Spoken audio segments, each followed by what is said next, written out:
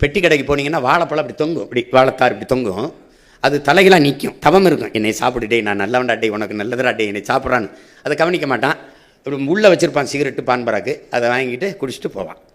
இப்போ ரொம்ப நாளாக நான் தலைகளாக தொங்குறேன் இந்த வாழைப்பழம் மாதிரி, அது ஏற்று பார்க்கல. இதைத்தான் ஐயா இறை என்று சொல்கிறாங்க.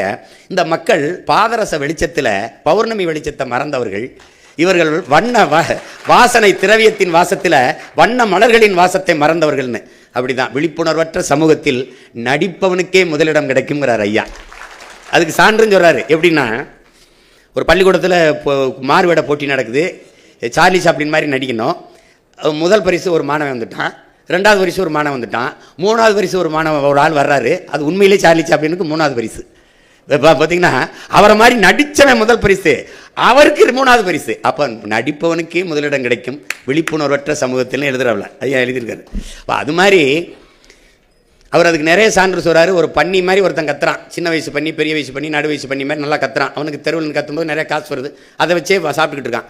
ஒரு நாள் என்னை மாதிரி ஒருத்தன் வரான், டேய் உன்னை விட அருமையாக நான் கற்றுண்டான்னு கத்துனோடனே கத்தி காட்டுறேன் போட்டி. இந்த மாதிரி மேடையில் எல்லாம் உட்காந்துருக்காங்க அவங்கள மாதிரி. நான் கத்துறேன், இவன் போலி அவன் தான் நல்லா கத்துறான், ரொம்ப நாளாக கத்திக்கிட்டு இருக்கவனுக்கு தான் ஆதரவு அதிகமாக இருக்குது.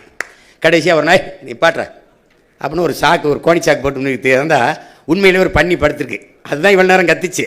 அப்போ இவர் என்ன சொல்கிறாரு, டேய் உண்மையான பன்னியின் சத்தத்தை இந்த போலியை கேட்டு கேட்டு கேட்டு மறந்துட்டீலடா, நான் இவ்வளோ நேரம் நான் கத்துலடா, அந்த பண்ணி தாண்டா கத்திச்சுன்னு.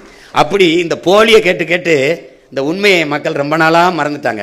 அது உங்களை மாதிரி உள்ளவங்க நீங்கள் தான் இந்த அறிவுத்தளத்தில் இது கடத்தி ஏதோ கொஞ்சம் கவனிங்க, இருந்தாலும் ஏதோ சொல்லிட்டு இருக்காங்க, ரொம்ப நாளாக சொல்கிறான் பாருங்க. ஏன்னா உண்மையிலேயே தலை சிறந்த நாடாக நம்மளால் மாற்ற முடியும். அது ஒன்றும் பெரிய வேலை இல்லை. அவரவர் வாழ்விடத்தில் நீங்கள் ஒரு சணல்னு ஒன்று இருக்குது, ஹெம்ப்னு ஒரு செடி சனப்பு, அதில் இருந்து நான் எவ்வளவு நம்ம மேம்பட முடியும் பொருளாதாரத்தில். கார் தயாரிச்சுக்கலாம், பெட்ரோல் தயாரிச்சுக்கலாம், செங்கல் அதில் எடுத்துக்கலாம், மழை பெயின் ஒர்க்க வேண்டியதில் எல்லாமே அதில் தயாரிக்க முடியும். அதை வளர்க்குறதுல என்ன உனக்கு பிரச்சனைன்னு கேட்குறேன்.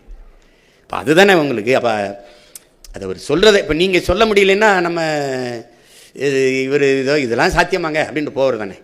இப்போ நீங்கள் ஆடு மாடு மேய்க்கிறது உங்களுக்கு அவமானம்னா நான் அப்போ நீங்கள் நபிகள் மேய்ச்சிருக்காரு, கிருஷ்ண பரமாத்மா மேய்ச்சிருக்காங்க, இயேசு இறைமகன் இயேசு மேய்ச்சிருக்காங்க, அப்போ 3 பேரையும் நீங்கள் அசிங்கப்படுத்துறீங்க, அப்படி தானே அர்த்தமாகுது.